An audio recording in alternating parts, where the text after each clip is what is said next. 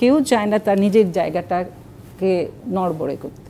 প্রার্থীকে কিন্তু আইনটাকে মানতে হবে, তারপর তো ভোটার আসবে। অনেক ধন্যবাদ। কবিতা খানম আমাদের সাথে আছেন, সাবেক নির্বাচন কমিশনার। অনেক ধন্যবাদ আমাদের সাথে যুক্ত হওয়ার জন্য।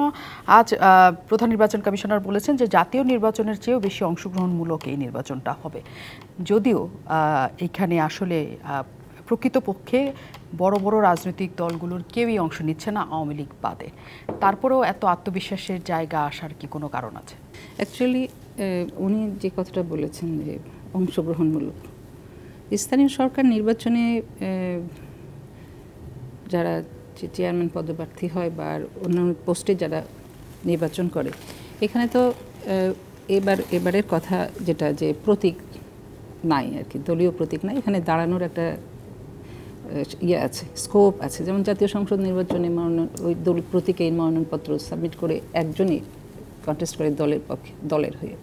তো এইবার স্বতন্ত্র প্রার্থী আছে, আবার এই দলের মধ্যে থেকে কিন্তু আবার জাতীয় সংসদ নির্বাচনেও দলের মধ্যে থেকে স্বতন্ত্র প্রার্থী ছিল, তখনও কিন্তু প্রার্থীর আধিক্য অনেক ছিল স্বতন্ত্র প্রার্থী দিয়ে। এইবারও জাতীয় সংসদ উপজেলা পরিষদ নির্বাচনেও কিন্তু দেখা যাচ্ছে যে আমরা পেপার পত্রিকার মাধ্যমে বুঝতে পারছি যে বৃহত্তর দল যদিও অংশগ্রহণ করে নাই, কিন্তু বৃহত্তর দলের অনেকেই প্রার্থী হয়েছে এবং তারা বহিষ্কৃত হয়েছে, কিন্তু প্রার্থী প্রত্যাহার করেছে এরকম কিন্তু শোনা যায়নি। হয়তো সেই সেন্স থেকে হয়তো বা সিইসি এটা বলতে পারেন যে এখানে অংশগ্রহণটা বেশি। এখন প্রতিদ্বন্দ্বিতামূলক হওয়ার বিষয়টা কিন্তু প্রার্থীদের সহিষ্ণুতার উপর ডিপেন্ড করে।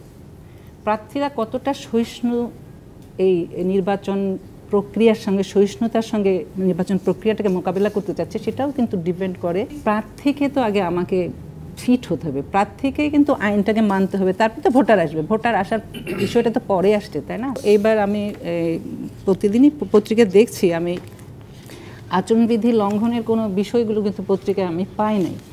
তবে যেহেতু প্রতীক না দিলেও দলের তো একটা প্রভাব থাকে, এবং কারা দল করে সেটাও কিন্তু স্থানীয় পর্যায়ে সবাই জানে কোন দল করে। তো এই প্রভাব থেকে মুক্ত রাখাটা নির্বাচন প্রক্রিয়াটাকে কিন্তু এটা খুবই একটা চ্যালেঞ্জের ব্যাপার। এখানে যারা আইন প্রয়োগকারী সংস্থা, ইভেন যারা প্রশাসনের যারা নির্বাচন প্রক্রিয়ার সঙ্গে সংশ্লিষ্ট আছে, যেমন প্রিজাইডিং অফিসার, তারপর পোলিং অফিসার, ইভেন যারা আইন শৃঙ্খলা নিয়ন্ত্রণের দায়িত্বে আছে, তারা কতটা নিরপেক্ষভাবে দায়িত্ব পালনে সচেষ্ট হবে প্রভাবমুক্ত থেকে, এটাও কিন্তু একটা বড় বিষয়। কারণ যখন আমরা জানছি যে এমপির ছেলে দাঁড়াচ্ছে, মানে যারা হচ্ছে পজিশনে আছে, মন্ত্রীর ছেলে বা ভাই বা শ্যালক দাঁড়াচ্ছে, সেক্ষেত্রে আমাদের দেশের প্রেক্ষাপট অনুযায়ী আমি যেটা বলবো, আমরা যেটা বুঝি বা উপলব্ধি হয় আমাদের অতীত থেকে বা পারিপার্শ্বিক অবস্থা থেকে, যে যারা নির্বাচন প্রক্রিয়ার সাথে সংশ্লিষ্ট হয়ে নির্বাচনটাকে সুষ্ঠুভাবে তুলে আনার দায়িত্বে আছে, তারা কতটা নিরপেক্ষ থাকতে পারবে, প্রভাবমুক্ত থাকতে পারবে, এইটা হচ্ছে কালকে। তার মানে এই বিষয়টা আসলে আছে, যদি প্রভাবশালীরা থাকে তাহলে সেখানে কিছু করার থাকে না, প্রভাবমুক্ত রাখা কোনোভাবেই সম্ভব হয় না। কাজে যে কথাটা বিভিন্ন কারণে হয় না, কারণ কেউ চায় না তার নিজের জায়গাটাকে নড়বড়ে করতে।